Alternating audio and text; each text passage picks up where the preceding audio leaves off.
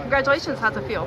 Feels good. Got the throw done. Not the best series of my life, but it's throwing. You only need one big throw, and we got it done. Tell me about that big throw. What worked there?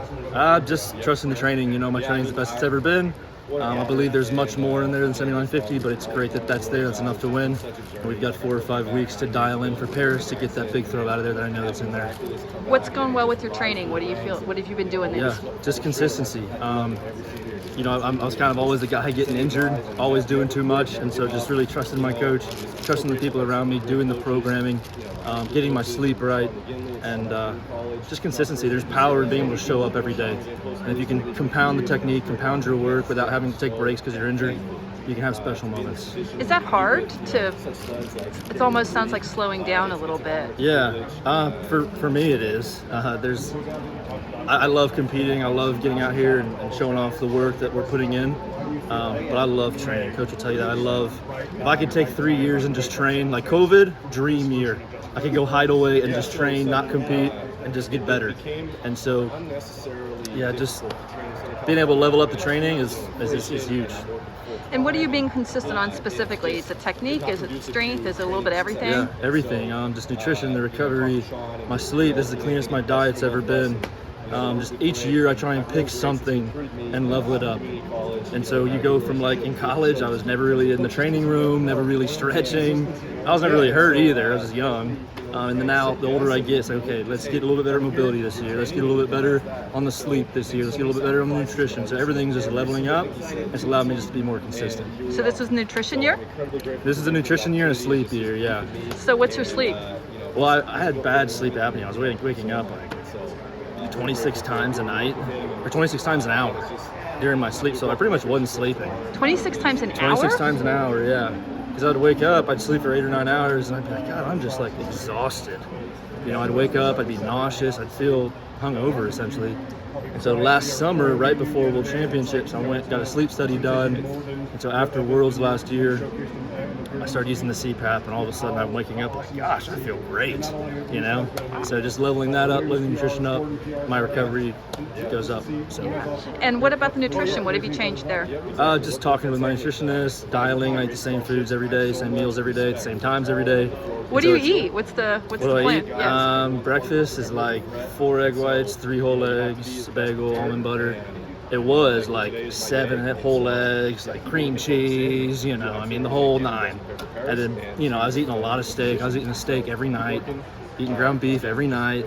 So I kind of cut the red meat out, got a little more chicken, more sweet potatoes, broccoli, a more balanced diet. Because I wasn't eating bad, I wasn't eating fast food, but I was eating a lot of foods that were kind of like inflaming my gut. And so I didn't feel good eating all that. So I just cleaned all that up, and yeah. Did you have to learn to cook too? What was that? Did you have to learn to cook different foods too? It's not bad because it's the same meals. So like I'll have salmon, rice, asparagus every day, once a day. The other meals are chicken, sweet potato, broccoli. And I'm just crushing the air fryer. And yeah, so if you just get in a routine of it. Do you ever get bored? I'm not really a big foodie, So like I've always been, my granddad was this way. He was always like, I eat to survive. And that's how I'm just like, I like food, but I'm not like, I'm not crushing these fancy foods and big flavors. Like I hate cooking, I hate eating. I've always had a hard time gaining weight. And so just having the simplicity of it, I can't say it tastes good, but it gets the job done.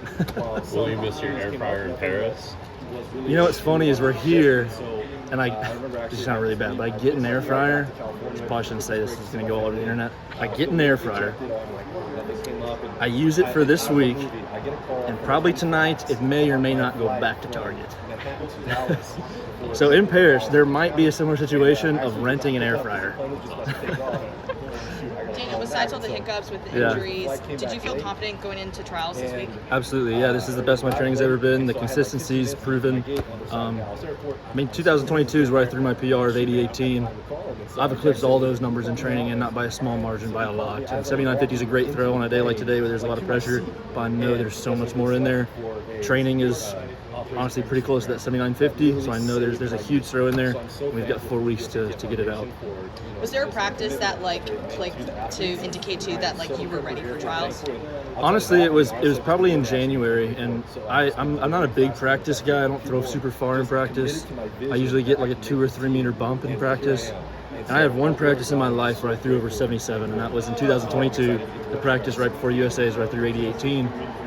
And in January, I'd been about 3 months into consistent training, no injuries. I've done the nutrition, the CPAP, and I do like 77, 70 in training. I go, ooh, that's a little wild. It's pretty easy. Like, I'm not used to throwing that distance. And so at that point, I'm like, okay, this is working.